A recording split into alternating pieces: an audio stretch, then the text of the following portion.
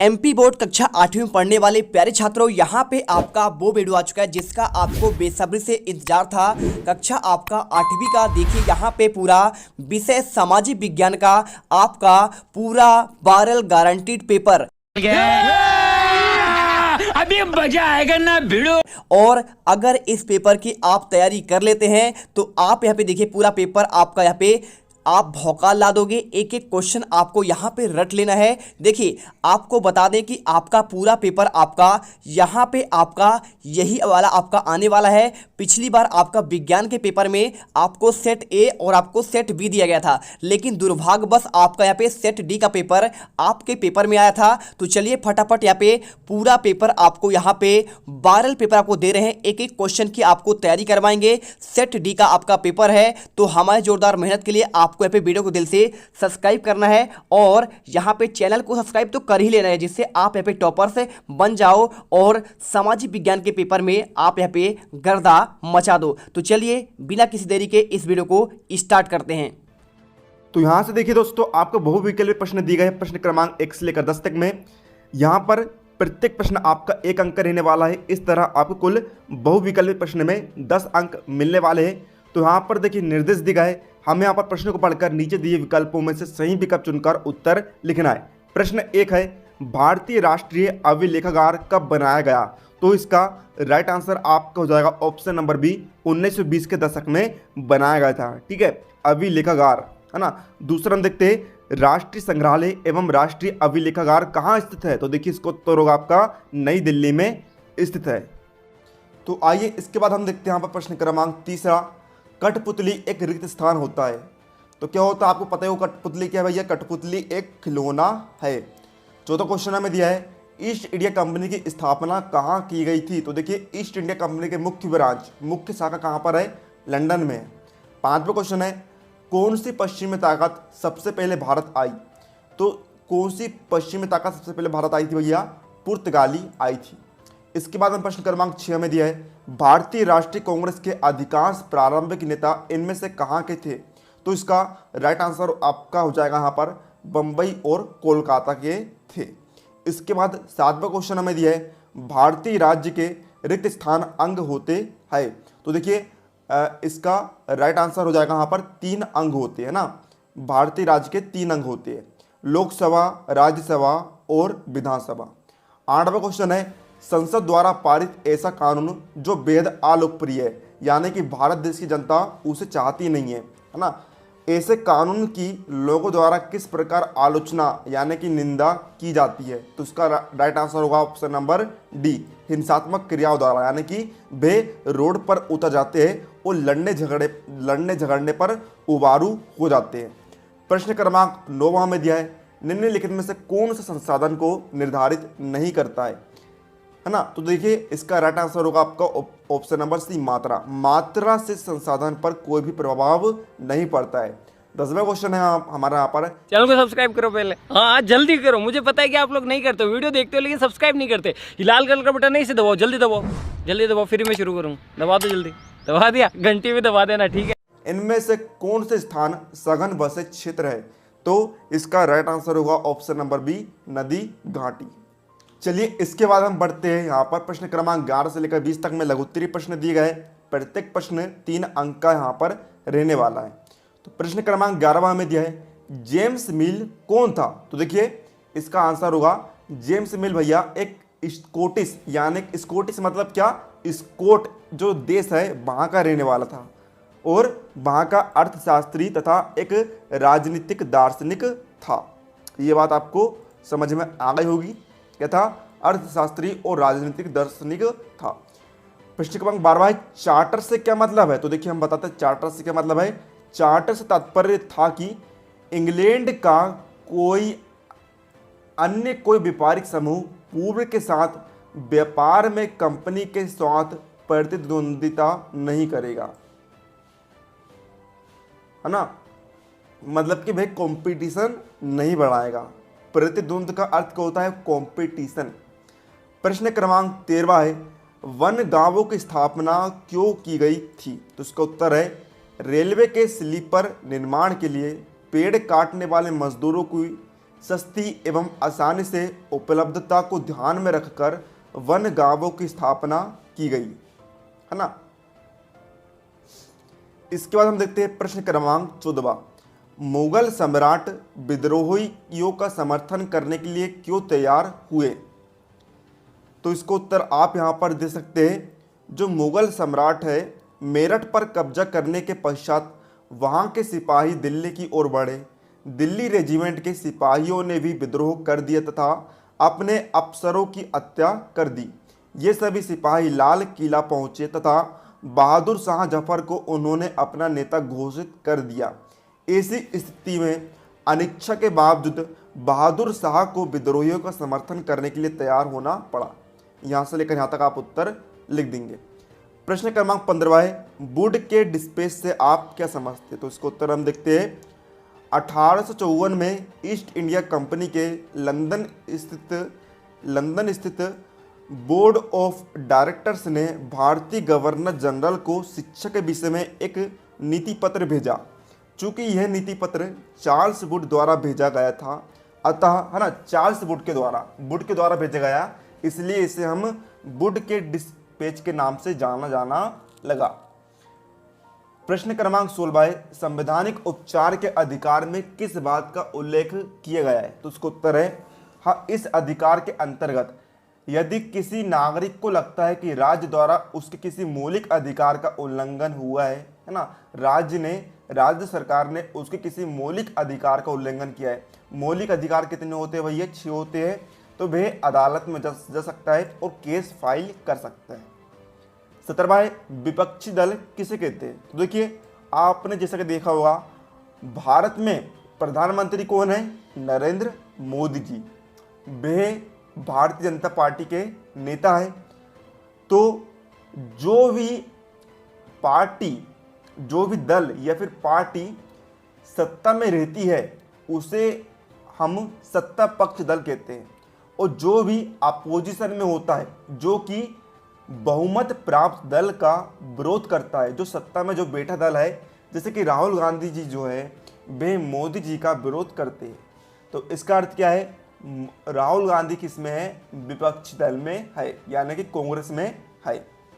18वां question है, तटीय एवं शुष्क प्रदेशों में मृदा अपरदन की रोकथाम किस प्रकार की जाती है ना। जो भी सूखे इलाके होते हैं, जो शुष्क प्रदेश होते हैं, वहां पर किस प्रकार रोकथाम की जाती है, हमें इसके बारे में बताना है। तो आइए देखते हैं।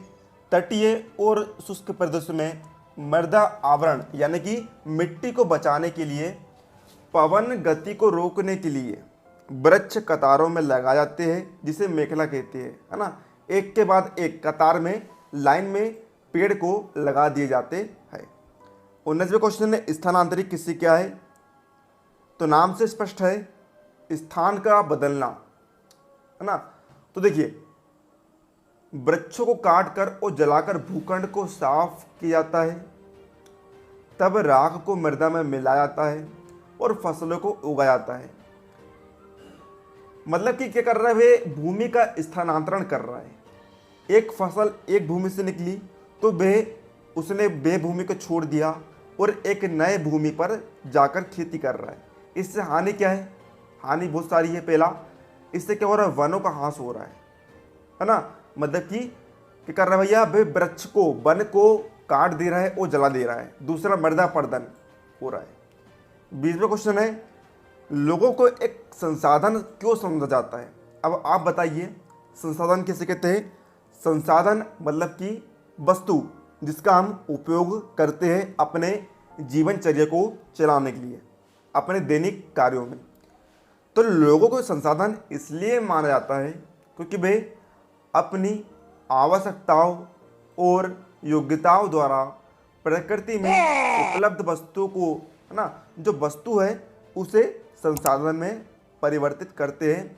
इसलिए लोगों के एक संसाधन समझा जाता है। अब 21 से लेकर 24 तक में आपके दीर्घ उत्तरीय प्रश्न है और प्रत्येक प्रश्न आपका यहाँ पर 5 अंक का रहने वाला है।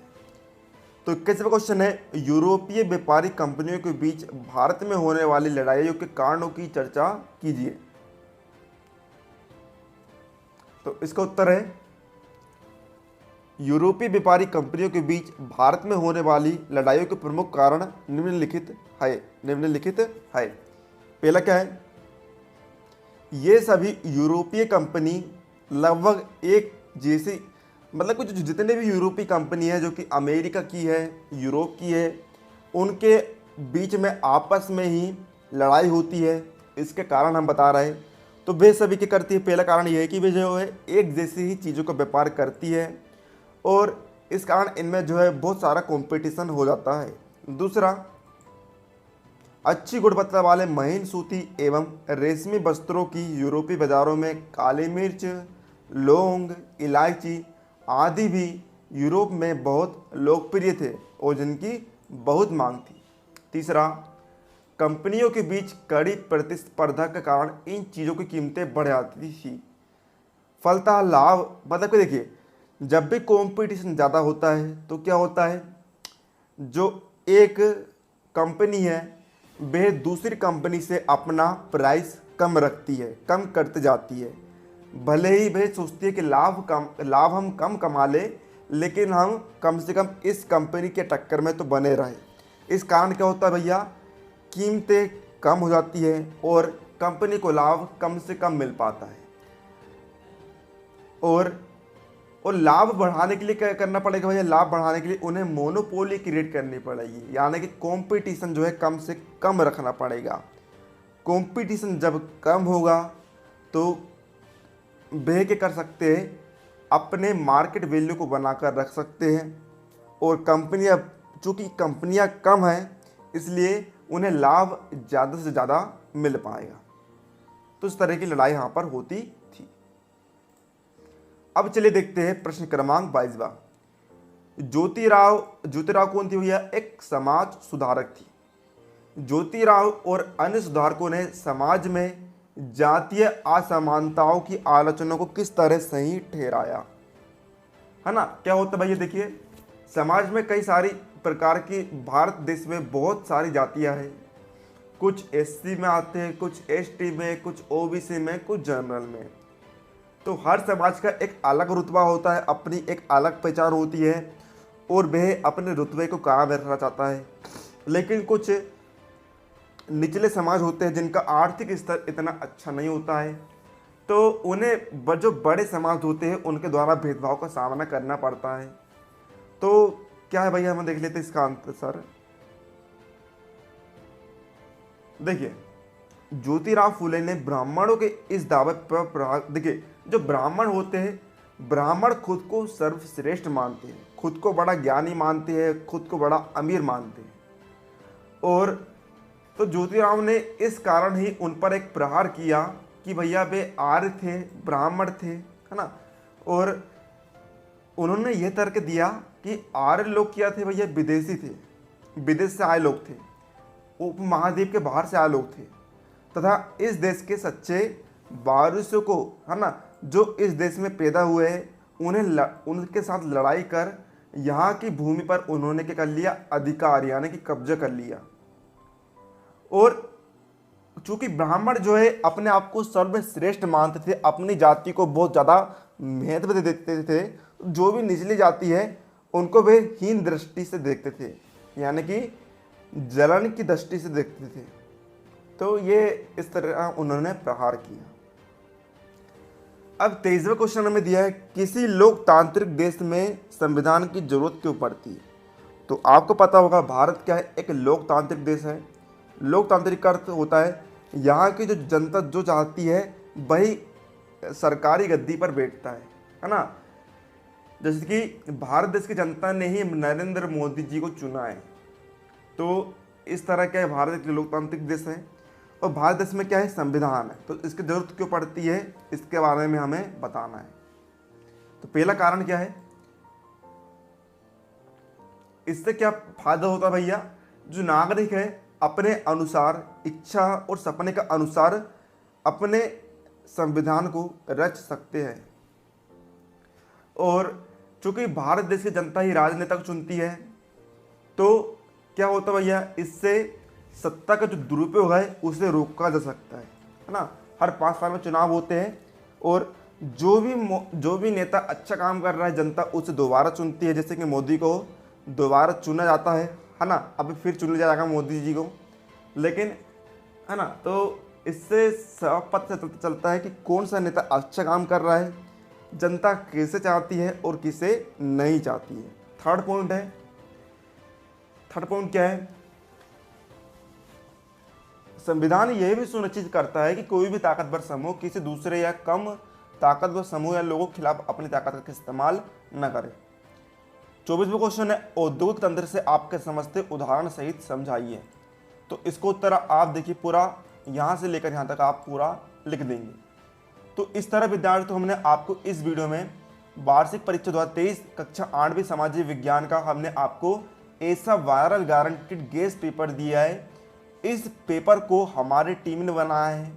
इसमें आपको बहुत ही ज़्यादा ऐसे महत्वपूर्ण क्वेश्चन दिए गए हैं जो कि आपके परीक्षा में देखने को डेफिनेटली मिलेंगे। तो अच्छे से आप तैयार कर लीजिए हमारे इस वायरल गेस्ट पेपर को, गारंटेड गेस्ट पेपर को, है ना, गारंटेड है हमारा गेस्ट पेपर है। तो मिलते हैं आपको अगले किसी नए वीडियो, तब तक के लिए जय हिंद, जय भारत। तुम लोग गलती से अगर नए हो तो सब्सक्राइब करो, वो जो लाल वाला बटन है उस पर अपने जीजा जी फेंक के मारो या फूफा जी, मुझे नहीं पता, बस क्लिक हो जाना चाहिए। अब मैं भी जा रहा हूं, मुझे मुठिया पेलने जाना है। बाय। वो है